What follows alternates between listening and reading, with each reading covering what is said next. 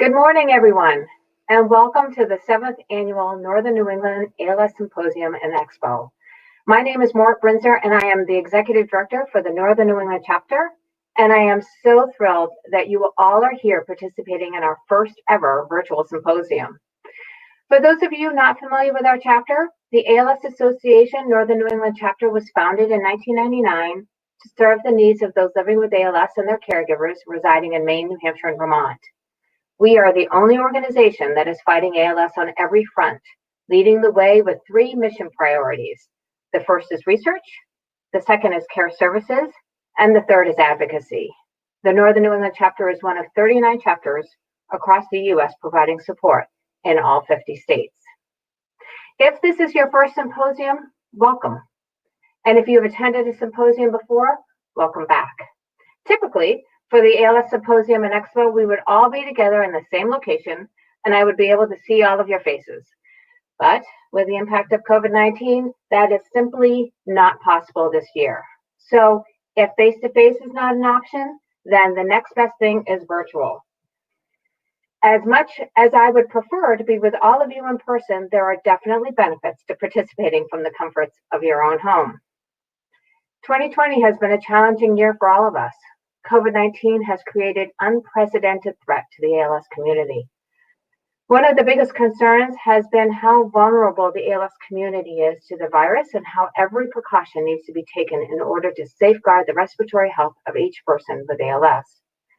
But also, just as important is connecting with others. ALS is already an isolating disease. Adding COVID-19 just adds another layer of concern. How do you connect with others when you have to limit contact with family and friends, caregivers, and other support programs? But in March, when COVID-19 made its presence, we knew as a chapter that traditional visits and one-on-one contact for our chapter team was not an option. But with technology advancements, we have been able to provide care and support, but through virtual means. I am so proud of the care services team of the Northern New England chapter, specifically Amber Stalker, Lori McFerrin, and Karen Hammer-Williamson that work so hard to continue the support that all of you rely on. In fact, all of the programs and services offered in 2019 have been offered in 2020. We haven't discontinued one care service program.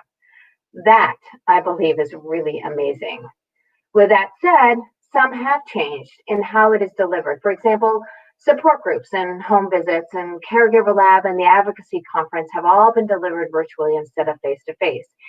Even our Walk to Defeat ALS campaign continued virtually.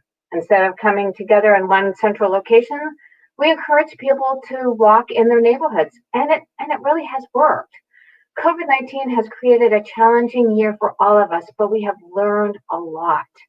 And I don't believe that when COVID-19 is a distant memory for us, we will go back to how things were in 2019. I think we will create new ways of living and supporting with each other, utilizing both face-to-face and virtual means. As you know, this year's symposium is spread across 3 days.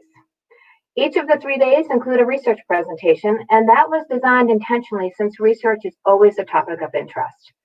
The remaining presentations are on a variety of topics, ranging from creating a smart home to dealing with difficult emotions to managing symptoms of ALS.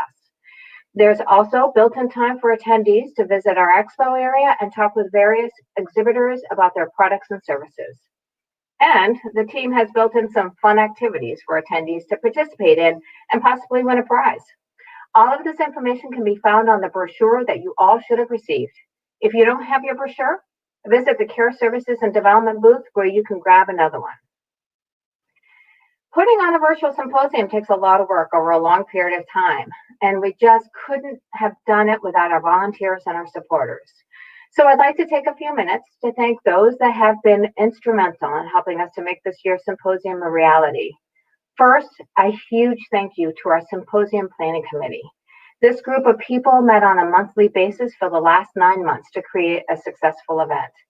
In addition to our care services team of Amber, Lori, and Karen, I'd like to thank Dr. Greg Cox, Tammy Dustin, Ginny Demers, David Kelly, Richard Fredericks, Dustin Keelty, and Carol Allen.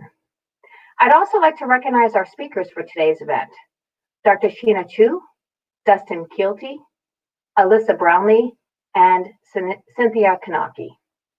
Lastly, thank you to our sponsors for the event. Presenting sponsor again this year is Heron & Smith. Our gold level sponsors is Control Bionics, sponsoring Alyssa Brownlee's presentation on smart home options, assistive technology for people with ALS.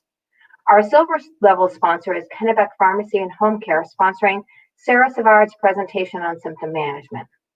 Bronze level sponsors are 101 Mobility and Apria Healthcare. Before we begin our presentation, I'd like to review a few housekeeping items. During our symposium, we will be experiencing a bit of delay as we transition from one topic to another. Don't be alarmed, you are not losing your connection. The symposium is being recorded and you will have access to all the presentation post-event. You will have the option to ask questions of each of your presenters. You will see a chat icon which you can utilize to ask questions. If we are not able to get to your question, we will follow up separately to answer your specific question. If you experience any technical difficulties, you can use the chat icon to get assistance, or you can email Amber. Her email is located on the ticket that you received after registering. But if you don't have that ready, here is her email address: astalker, so that is spelled ASTALKER, at ALSANNE.org. So we were supposed to, or I was supposed to transition to Tammy Destin, and unfortunately, Tammy is having problems with her internet connection. Tammy, who you will meet at some point in this symposium, is the president and CEO of Heron & Smith, and she is our presenting sponsor for our entire symposium. Tammy has been a longtime durable medical equipment partner of the chapter, and she's also a member of the advisory council and serves as vice chair. Tammy was going to be introducing to you Greg Cox, Dr. Greg Cox, and so I'm going to do that. And I am fortunate because Dr. Cox is also on our advisory council. So Dr. Cox is an associate professor at Jackson Laboratory in Bar Harbor, Maine. Dr. Cox's research is focused upon mouse models of spinal muscular atrophy with respiratory distress, amyotrophic lateral sclerosis, muscular dystrophies, and a spectrum of motor neuron diseases and peripheral neuropathies. He, in addition to serving on our advisory council, he's also part of a symposium planning committee. So I transition this over to Dr. Cox.